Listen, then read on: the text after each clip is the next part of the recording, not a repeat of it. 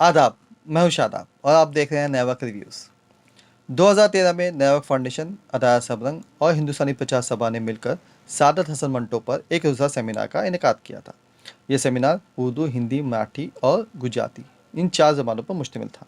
इस सेमिनार में मशहूर एक्टर डायरेक्टर राजेंद्र गुप्ता ने मंटो का एक गैर मारूफ अफसाना फूजा हमदा पढ़ कर सुनाया था। राजेंद्र गुप्ता मशहूर एक्टर जिसे आप कई फिल्मों में काम करते देख चुके हैं, कई सीरियल में इन्होंने काम किया है। इनकी मशहूर फिल्में हैं सलमी लंगड़े पर मत रो, लगान जैसी मशहूर फिल्मों में काम कर चुके हैं। साथ ही सब टीवी पे आने वाला सीरियल चिड़ियाघर में इन्हें बापूजी के रोल के लिए काफ़ी पसंद किया गया। मंटो का गैर मारूफ अफसाना फूजा हमदा उनकी ज़िंदगी में शाया होने वाले किसी भी मजमे में शामिल नहीं था। इसकी दरियाफ्त बलराज जी मीना ने की और बाद में मंटो के गैर मतबू अफसाने के नाम से एक किताब तरतीब की और इसमें अफसाना शामिल किया। आइए पेश खिदमत है राजेंद्र गुप्ता की ज़बानी मंटो का एक गैर मारूफ अफसाना फूजा हरामदा। मैं जो ये कहानी पढ़ने जा रहा हूँ, ये इसका शीर्षक है फौजा हरामदा। टी हाउस में हरामियों की बातें शुरू हुई तो ये सिलसिला बहुत देर तक चलता रहा।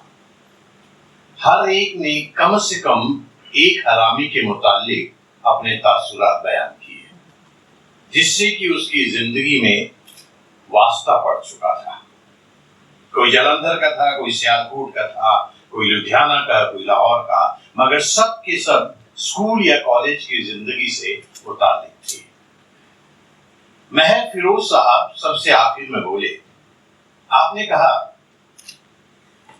अमृतसर में शायद ही कोई ऐसा आदमी हो जो फौजे हरामदे के नाम से नावाकिफ हो।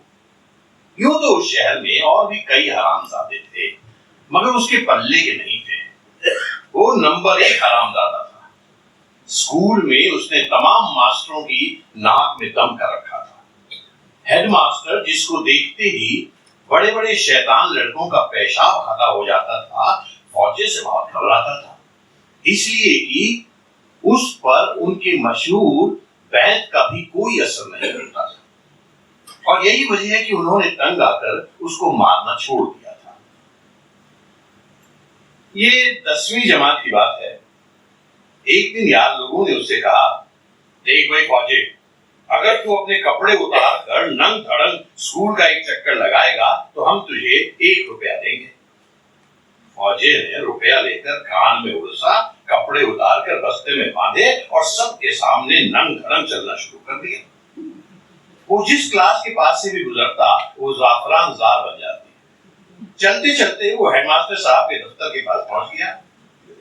उसने चिक उठाई और गड़ाप से अंदर दाखिल हो गया।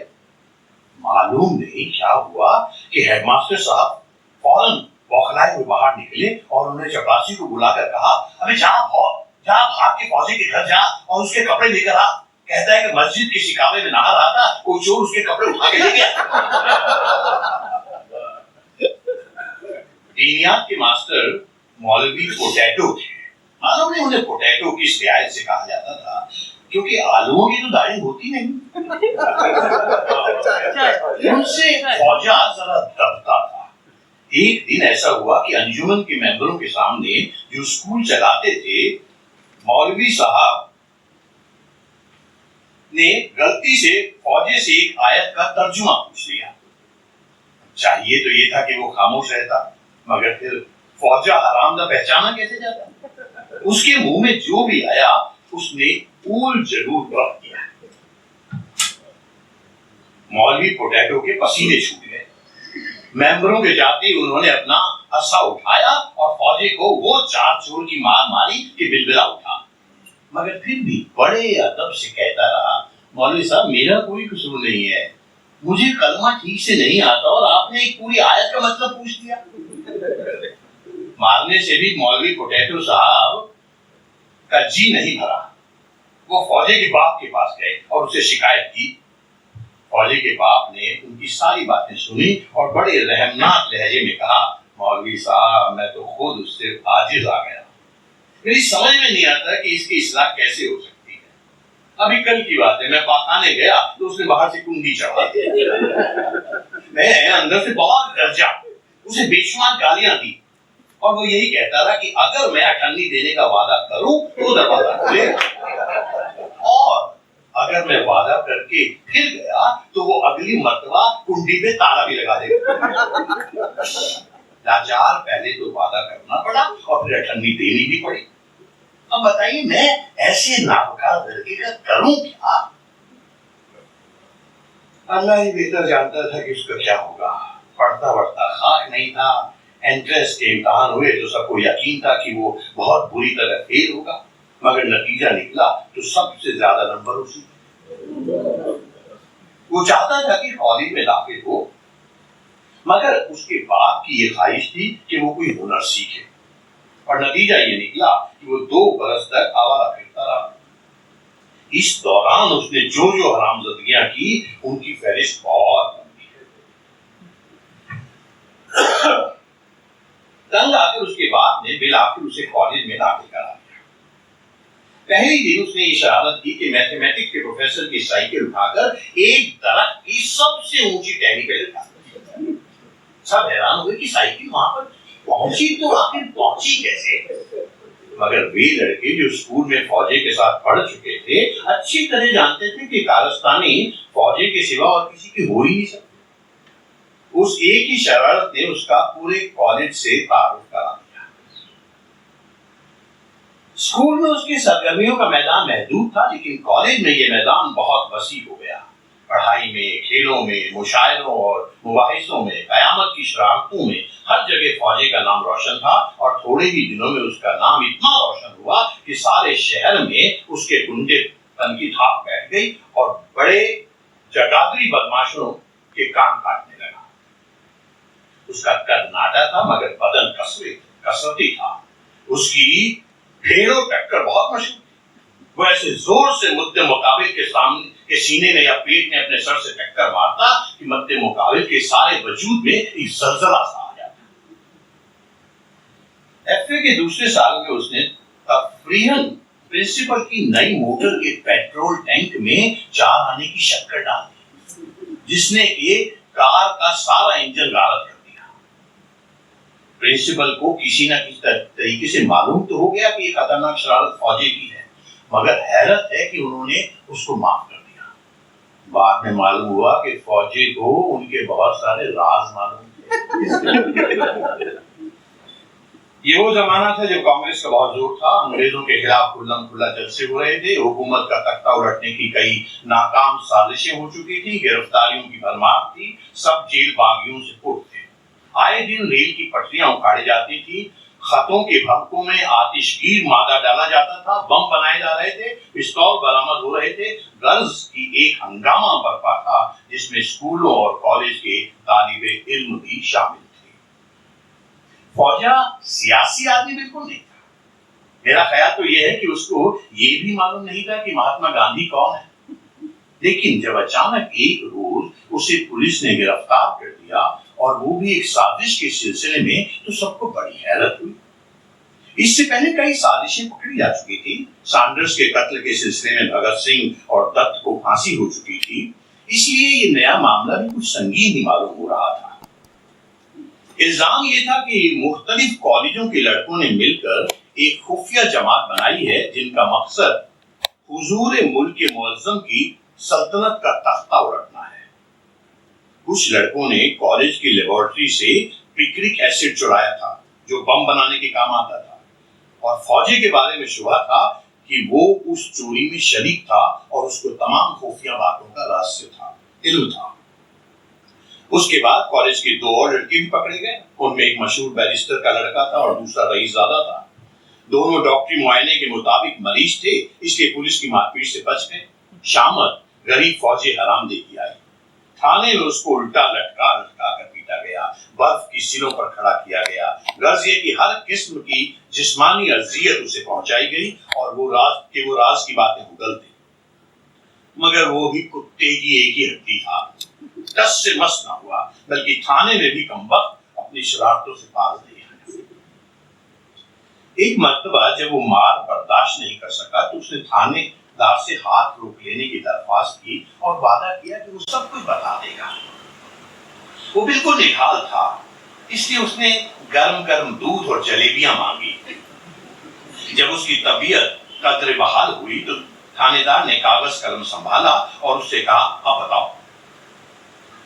फौजी ने अपने मार खाए हुए आजा का जायजा अंगड़ाई से लेकर किया और जवाब दिया, अब क्या बताऊं, अब तो ताकत आ गई है, चढ़ा दो मुझे फिर तक।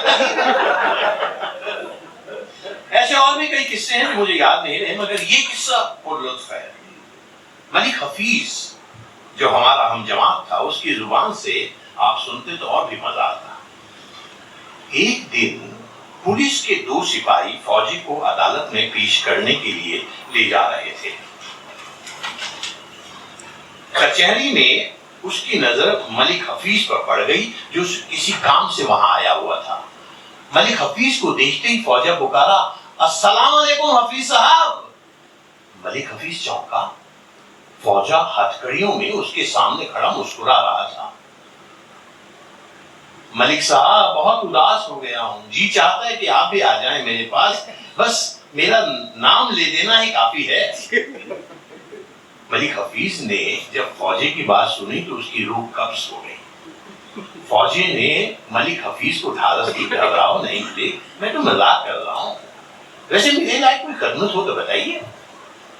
अब आप ही बताइए, फौजा किस लायक था?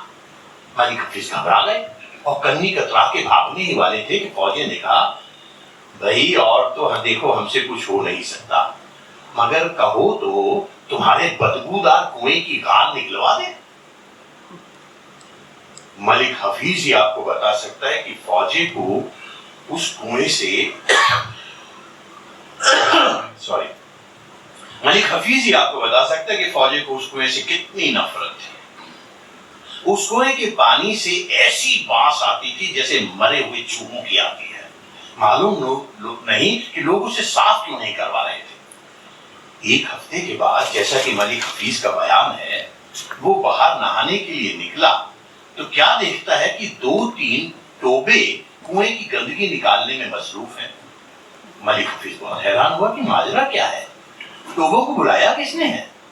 पड़ोसियों का ख्याल था कि बड़े मालिक साहब को बैठे बैठे ख्याल आ गया होगा कि चलो कुएं की सफाई हो जाए, लोग भी क्या याद रखेंगे। लेकिन पड़ोसियों को जब ये मालूम हुआ कि छोटे मलिक को इस बारे में कुछ इल्म ही नहीं है और ये कि बड़े मलिक साहब तो शिकार पर गए हुए हैं, तो उन्हें और भी हैरत हुई। पुलिस के बेवर्दी सिपाहियों से पूछा गया तो मालूम हुआ वो फौजी हरामदे की निशानदेही पर कुएं में से बम निकलवा रहे हैं। बहुत देर तक गंदगी निकलती रही, पानी साफ शफाफ हो गया, मगर बम तो क्या, एक छोटा सा पटाखा भी नहीं बरामद हुआ। पुलिस बहुत भिन्नाई, चुनाचे फौजी से बाजू पुरुष हुई। उसने मुस्कुराकर थानेदार से कहा, भोले बादशाह, हमें तो अपने यार का कुआं साफ कराना था, तो करा लिया। बड़ी खूबसूरत शरारत थी, मगर पुलिस ने फौजी को वो मारा कि मार मार कर धुआं कर दिया। और फिर एक दिन ये खबर आई कि फौजा सुल्तानी गवाह बन गया है। उसने वादा कर लिया है कि वो सब कुछ बता देगा। कहते हैं उस पर बड़ी लानत हुई। उसके दोस्त मलिक हफीज ने भी, जो हुकूमत से बहुत डरता था, उसको बहुत गालियां दी। हरामजादा डर के मारे गद्दार बन गया, मालूम नहीं किस किस को फंसाएगा। और बात असल में ये थी कि वो मार खा के थक गया था। जेल में उसको किसी से मिलने नहीं दिया जाता था, मुरगम ग़िज़ाएं खाने को दी जाती थी, मगर सोने नहीं दिया जाता था। कमबख्त को नींद बहुत प्यारी थी, इसलिए तंग आकर उसने सच्चे दिल से वादा कर लिया कि वो बम बनाने की साजिश के जुमला हालात बता देगा।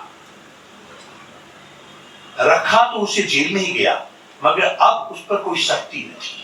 कई दिन तो उसने आराम किया कि उसके बंद ढीले हो चुके थे। अच्छी खुराक मिली, बदन पर मालिशें हुई तो बयान लिखाने के काबिल हो गया। सुबह लस्सी के ये 2 बड़े बड़े गिलास पीकर वो अपनी दास्तान शुरू कर देता और थोड़ी देर के बाद नाश्ता आता तो उससे फारिग होकर वो 15-20 मिनट आराम करता और फिर कड़ी से कड़ी मिलाकर अपना बयान जारी रखता। आप मोहम्मद हुसैन स्टेनोग्राफर से पूछिए जिसने फौजी का बयान टाइप किया था।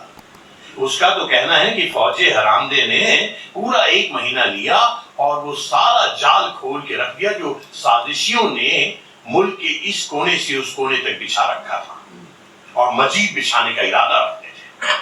उसने सैकड़ों आदमियों के नाम लिए और ऐसी हजारों जगहों का पता बताया जहां साजिशी लुक छुप के मिलते थे और हुकूमत का तख्ता उलटने की तरकीबें सोचते थे।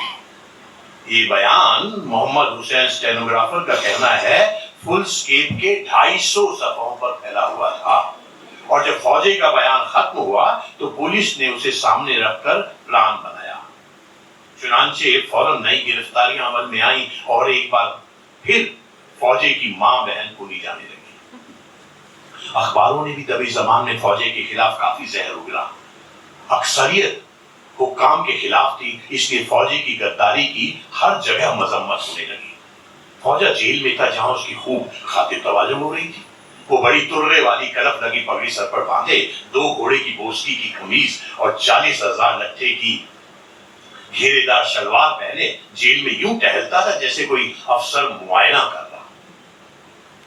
जब सारी गिरफ्तारियां अमल में आ गई और पुलिस ने अपनी कार्रवाई मुकम्मल कर ली तो साजिश का ये मार्का अंगेज केस अदालत में पेश किया गया। लोगों की भीड़ जमा हो गई। पुलिस की हिफाजत में जब फौजा नमूदार हुआ तो गुस्से से भरे नारे बुलंद हुए, फौजा हरामदा मुर्दाबाद, फौजा हरामदा मुर्दाबाद। हुजूम बहुत मुश्तइल था और खतरा था कि फौजे पर टूट न पड़े, इसीलिए पुलिस को लाठी चार्ज करना पड़ा, जिसके बायस कई आदमी जख्मी हुए। अदालत में मुकदमा पेश हुआ। जब फौजी से पूछा गया कि वो उस बयान के मुतालिक क्या कहना चाहता है जो उसने पुलिस को दिया था, तो उसने अपनी लाइल्मी का इजहार कर दिया। जनाब, मैंने कोई बयान नहीं दिया, ये तो इन लोगों ने खुद ही एक पुरंदा सा तैयार कर लिया और जबरदस्ती मुझसे दस्तखत करवा लिया। ये सुनकर इंस्पेक्टर पुलिस की बकौल फौजी भमीरी हो गई और अब ये खबर अखबारों में छपी तो सब चकरा गए कि फौजी हरामदे ने ये कौन सा नया चक्कर चलाया है। चक्कर नया ही था क्योंकि अदालत ने उसने एक नया बयान लिखवाना शुरू कर दिया जो पहले बयान से बिल्कुल मुख्तलिफ था।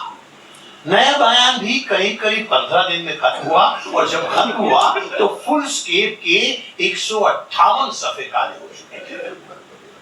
फौजी का कहना है कि उस नए बयान से जो हालत पुलिस वालों की हुई नाकाबिले बयान है। पुलिस ने जो इमारत खड़ी की थी, कमबख्त ने उसकी एक-एक ईंट उखाड़ के फेंक दी। सारा केस चौपट हो गया। नतीजा निकला कि उस साजिश में जितने लोग गिरफ्तार हुए थे उनमें से अक्सर बरी हो गए। 2 को 3-3 बरस की, 5 को 6-6 महीने की सजाएं हो गई। और जो लोग ये किस्सा महर फिरोज साहब से सुन रहे थे उनमें से एक ने पूछा, और फौजे को?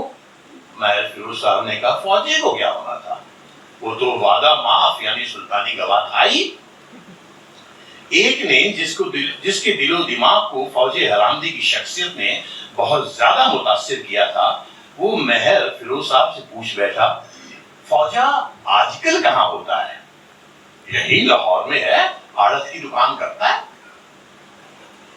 इतने में बहरा बिल लेकर आया और महर फिरोज के सामने रख दिया, क्योंकि चाय वगैरह का ऑर्डर उन्होंने ही दिया था। फौजी की शख्सियत से मुतासिर शुदा साहब ने बिल देखा और उनका बढ़ता हुआ हाथ रुक गया, इसलिए कि रकम थोड़ी ज्यादा थी। चुनांचे वो ऐसे ही महर फिरोज से मुखातिब हुए, आपके इस फौजी से कभी मिलना चाहिए। महर फिरोज उठे, आप उससे मिल चुके हैं, ये खाकसार ही फौजा हरामदा है। बिल आप अदा कर दीजिएगा, अस्सलाम वालेकुम, ये कहकर तेजी से बाहर निकल गए। उम्मीद है आपको हमारी पेशकश ज़रूर पसंद आई होगी। हम आगे भी ऐसे इस तरह के मुख्तलिफ वीडियो आपके सामने लाते रहेंगे। हमारे चैनल को लाइक कीजिए, सब्सक्राइब कीजिए और हाँ, अपने दोस्तों के साथ ज़रूर शेयर कीजिए। मिलते हैं अगली बार एक नई वीडियो के साथ। जब तक के लिए शबा खैर।